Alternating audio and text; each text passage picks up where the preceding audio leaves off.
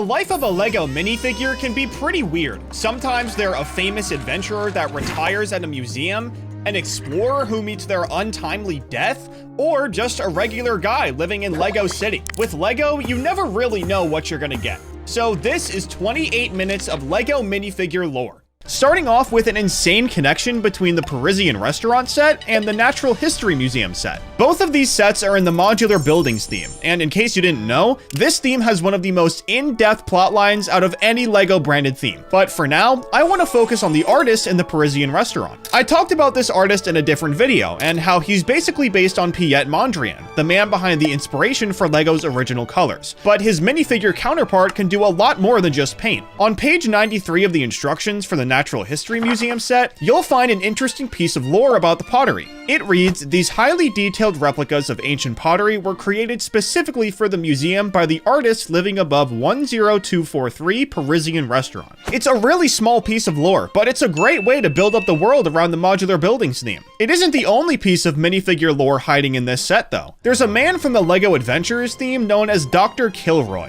He's had a few different names and outfits over the years, but Dr. Kilroy is how most people know him. He's an expert archaeologist who knows everything from the cultures of ancient civilizations to dinosaurs based on their skeletons. And no matter how dangerous an adventure is, he's always down for the fight. No matter where he is in the world, he's always seen with a red bow tie and a white pith helmet. But after all the years of adventuring, he took off his helmet and settled down as the curator of the Natural History Museum, where he still wears his bright red bow tie. It only makes sense that someone with so much knowledge would end up working at a museum. But there's something about Dr. Kilroy I haven't told you yet. He's actually the uncle of Johnny Thunder, the hero of the LEGO Adventures theme, and he taught Johnny everything he knows. The two traveled everywhere together, and Johnny ended up making a pretty big name for himself. So big, in fact, that there's a picture of him in the Mummy Museum set from the Scooby-Doo theme. Johnny's story is a lot like his uncle's, but because of the fame, he can be found in a million different places in LEGO. I can make an entire video just about Johnny's lore, so if you want that, let me know in the comments and subscribe to see it when it comes out. Anyways, Johnny Thunder and Dr. Kilroy aren't the only minifigures in the Adventurers theme with lore across different sets, because Samuel Sinister also has a pretty cool story. This guy first showed up in the Egypt sub-theme, and just like Johnny and his uncle, he also has a few different names. But one that you might recognize is Baron von Baron. You won't recognize it because he's famous or anything. You'll recognize it because of the Haunted House set from the Icons theme. The name of the set is just Haunted House, but the actual name of the house is Manor von Baron, and it belongs to Baron von Baron. This guy was the main villain in the Adventurers theme, and wherever Johnny Thunder went, he went too. The two were always competing to see who could find the coolest stuff first. But while Johnny Thunder was donating what he found to museums, Baron von Baron kept everything for himself. And this Haunted House set is where he keeps his most prized possessions, which of course includes a giant portrait of himself. I mean, he is a villain after all. But why exactly is his house haunted? Well, Baron wasn't exactly wary of who he was stealing from, because on one of his adventures, he disturbed the tomb of Pharaoh Hotep. Him and Johnny were both in this tomb, but Baron tried to steal a ruby, and Pharaoh Hotep wasn't very happy about this. So he dragged him into the unknown and trapped him in the mummy's curse, which consisted of Pharaoh Hotep cracking off incredibly corny jokes until the Baron went mad. So that's why his house is haunted, and it's also why the ruby never made it into his collection. But something he did manage to steal was the Orb of Ogle, and while the orb itself isn't very important, the man behind it is. His name is Evil Ogle, and he's the main villain in a theme called Alpha Team. This theme came out back in 2001, so would you believe me if I told you that Evil Ogle has a connection to the castle theme? He's connected specifically to the Second Knight's Kingdom sub-theme, but he's the great-great-great-great-great-grandson of the main villain in the theme, Vladek.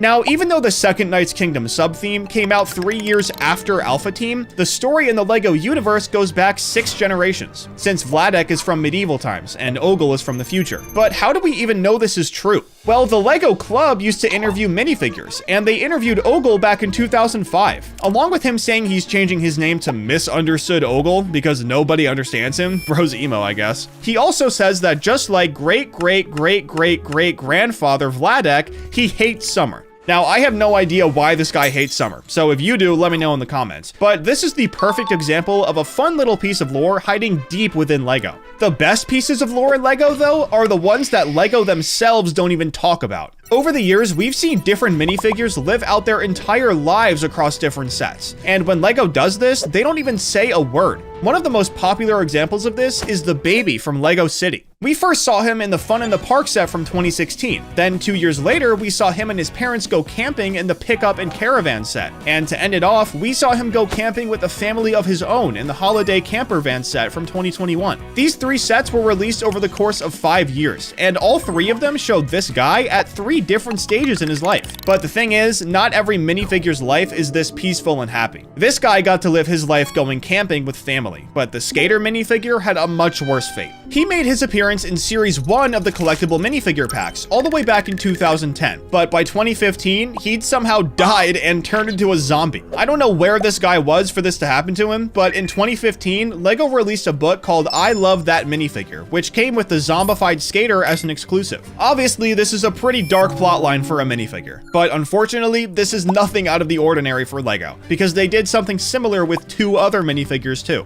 The first one I'll talk about is the Lumberjack. This guy came in Series 5 of the minifigure packs, which came out in 2011. Now, the thing about these minifigure packs is that after a few years of making them, LEGO started giving some of them themes, and making every minifigure match that theme. Like how Series 26's theme was space, and how Series 14's was Halloween themed. But if you look closely at the werewolf minifigure in Series 14, you'll probably notice how similar his outfit looks to the Lumberjacks from Series 5. And that's because it isn't just similar, it's the same outfit on the same guy. The werewolf even has the name tag on his shirt to prove it. At least the Lumberjack got to live though, because I can't say the same for an underwater diver in the Aqua Raiders theme. Now, I'm not sure exactly which diver this is, but if you look at this picture of the Portal of Atlantis set from the Atlantis theme, you'll see this skeleton with a helmet on laying in front of the gate. And if you look closely at the helmet, you'll see that it's the exact same kind the divers in Aqua Raiders wore, which means this skeleton is a dead diver from Aqua Raiders. I guess one of them was able to make the discovery of a lifetime, but unfortunately, that meant their lifetime had to be cut short. Now, the Portal to Atlantis set was literally the first set in the Atlantis theme, so if we skip ahead about 20 sets to the Deep Sea Raider, we can find another piece of minifigure lore. But for it to make sense, I have to tell you about a man named Dr. Brains.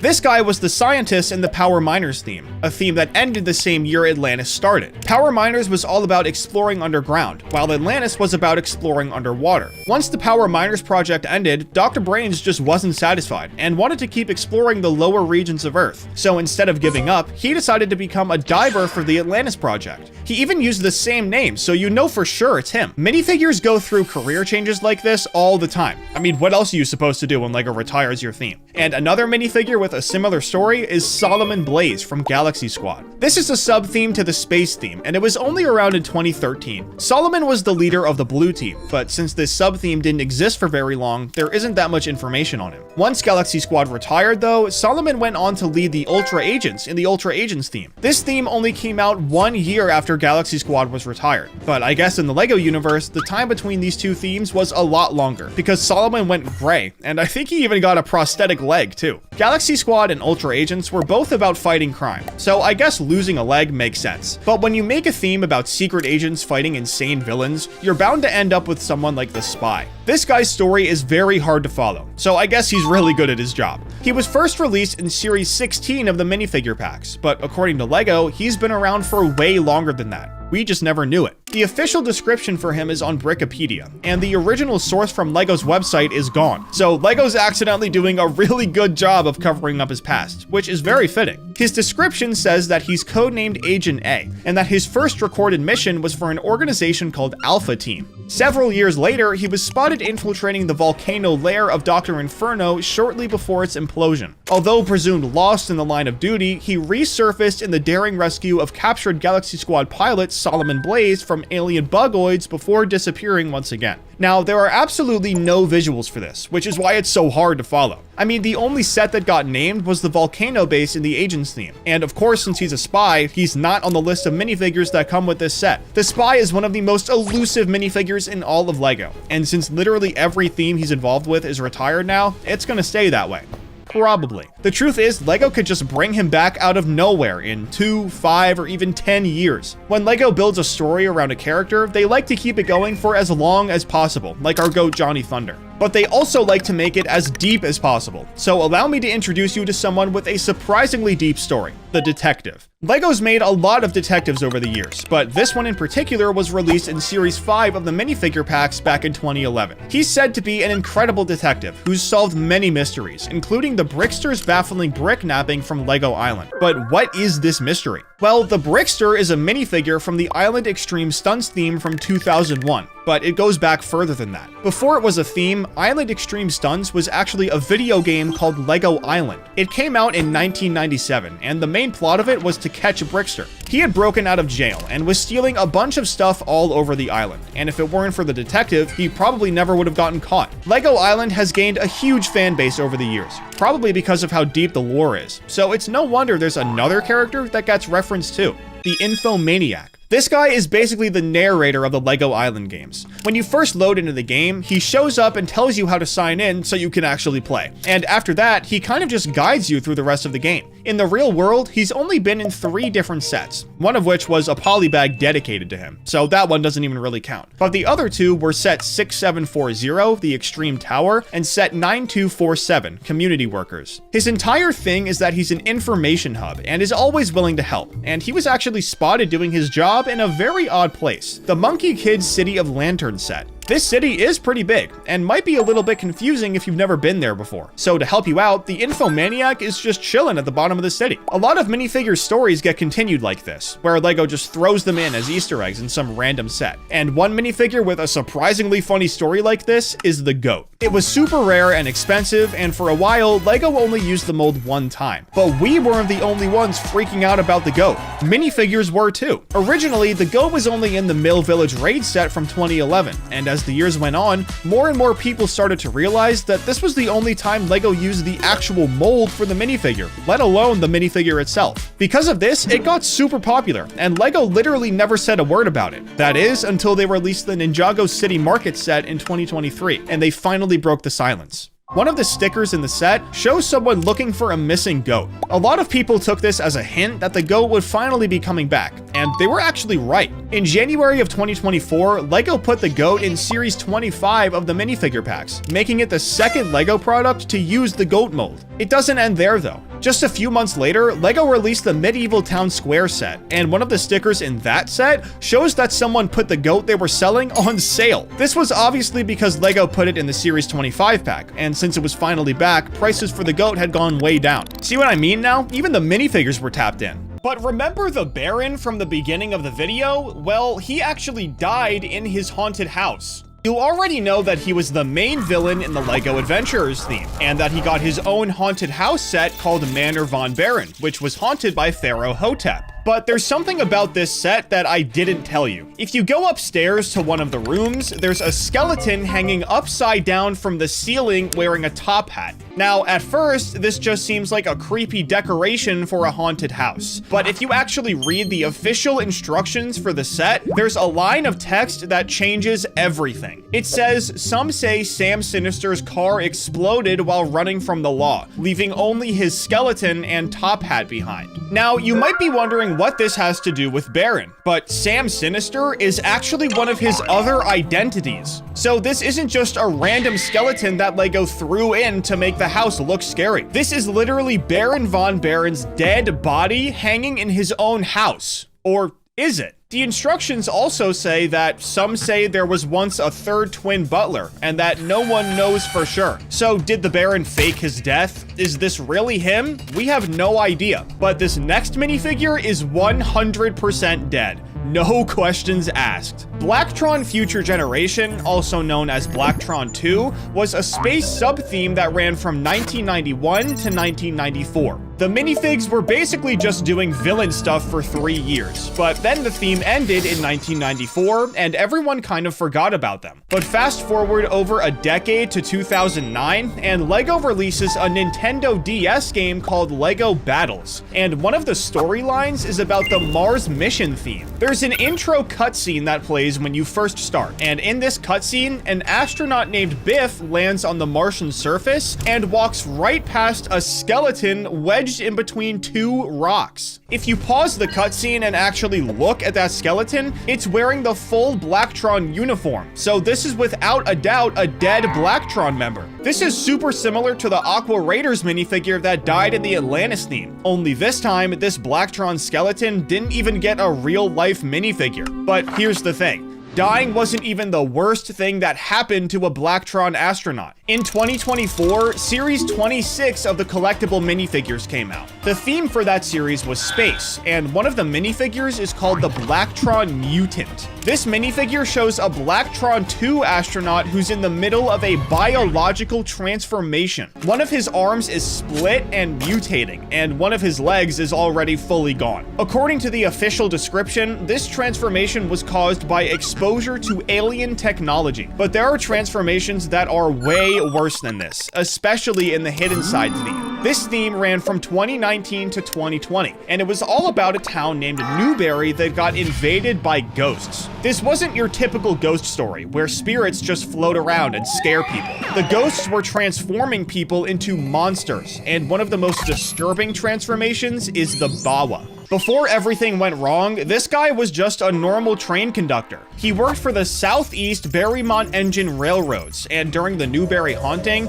something called a gloom mutation hit him. In Hidden Side lore, gloom mutations are what happens when humans get transformed into something from cosmic horror. So this regular train conductor got turned into a bat zombie hybrid thing. He even got a superpower that paralyzes his prey. But the Bawa's story is nothing compared to what happened to Anomalo. This guy used to be a high-class seafood chef. He was successful and good at his job, but then the Newberry haunting happened, and his soul didn't just get corrupted. It got merged with cockroaches, multiple of them, and somehow it gets even worse. He didn't just transform and then live as a monster. He became one of Lady E's tools in her soul collecting mission. Lady E is the main villain of the Hidden Side theme, and her whole goal was to collect souls for whatever evil reason. Anomalo now has extra arms growing out of his body and tentacles that move on their own, and he's being used as a tool to help collect more souls. But let's move away from horror for a second and talk about something way more lighthearted. In Lego City, there's a criminal who's become kind of a legend among fans, and his name is Stumpy.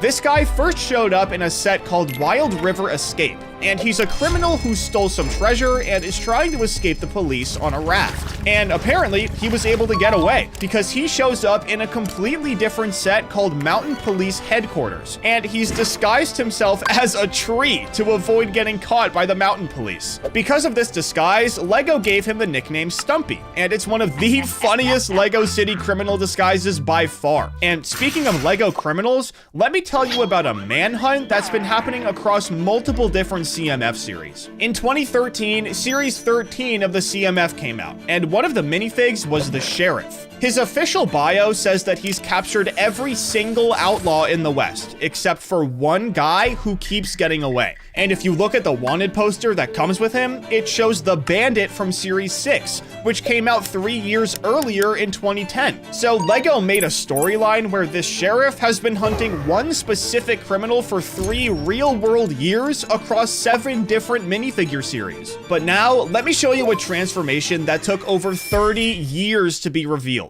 Back in the 1990s, there was a castle sub-theme called Fright Nights, and the main villain was a character named Basil the Batlord. The Fright Nights theme was all about this spooky medieval horror aesthetic, and Basil was at the center of it as the big bad guy. The theme ended in the 90s, and Basil kind of just disappeared from Lego.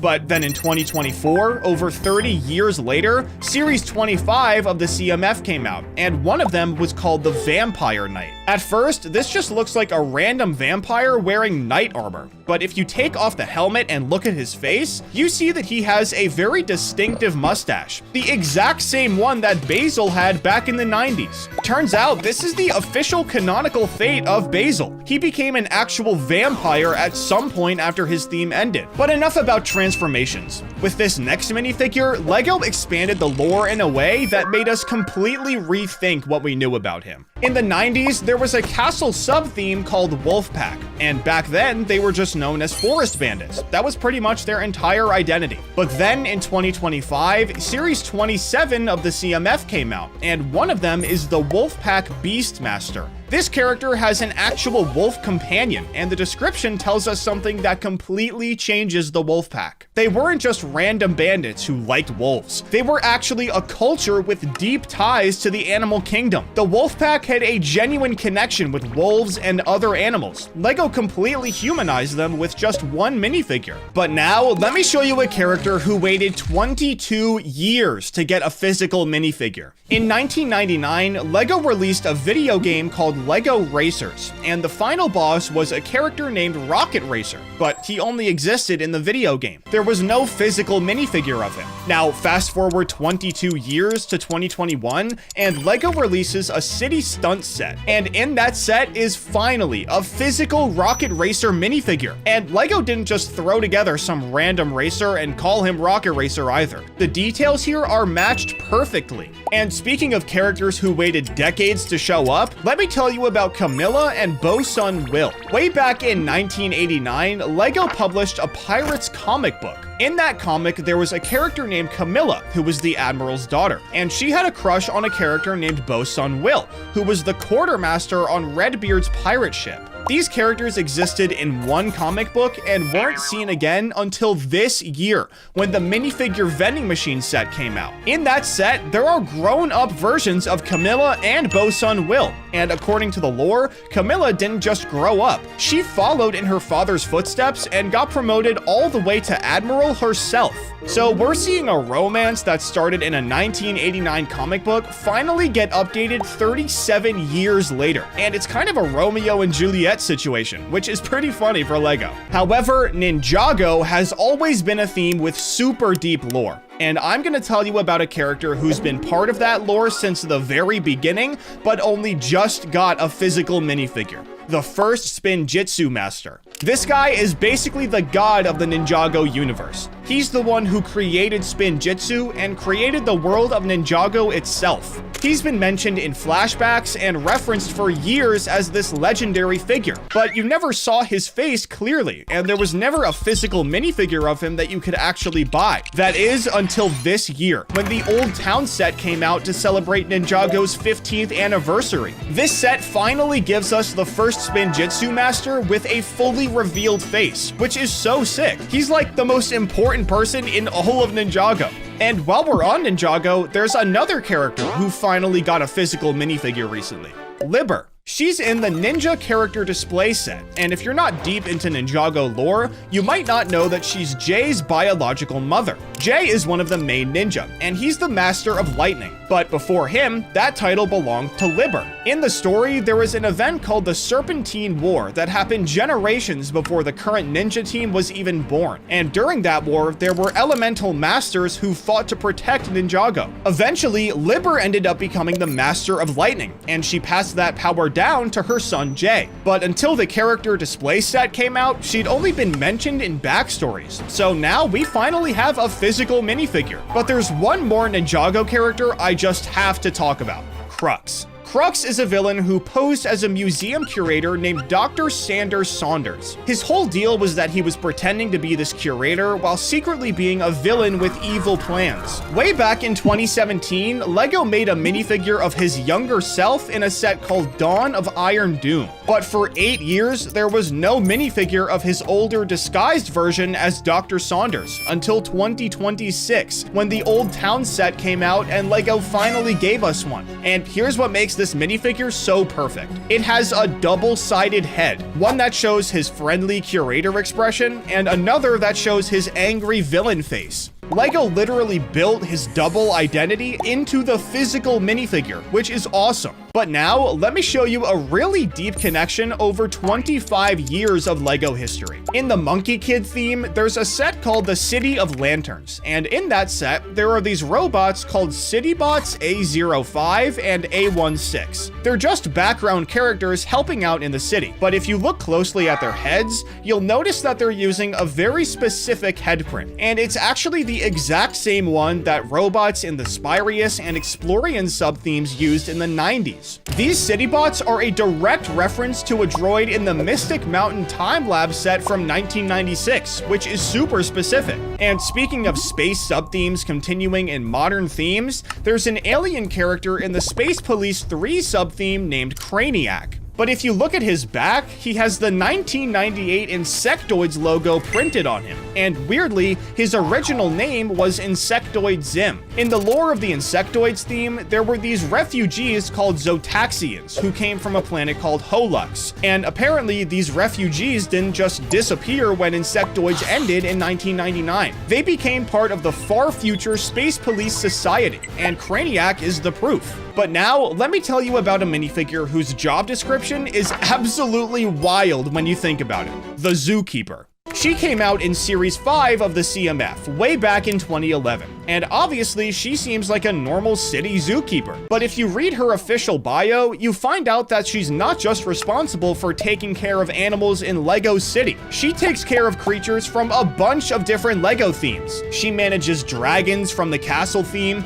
rock monsters from the Power Miners theme, and even escaped dinosaurs that were brought back from Dino Island. So this one woman is basically running a zoo for every kind of animal in existence. But not every piece of minifigure lore is about big storylines and connecting themes. Sometimes the lore is just really personal and sweet, like Rocket Boy from Series 17, who's based on a real person. Specifically, he's a sig fig based on senior design manager Tara Weich's son. She's one of the designers at LEGO, and her son was obsessed with space exploration when he was younger. So she designed a minifigure based on him and made it a reality. It's not the craziest piece of lore, but it's super wholesome, so I had to talk about it. But what was your favorite piece of minifigure lore in this video? Be sure to let me know down in the comments, and don't forget to subscribe.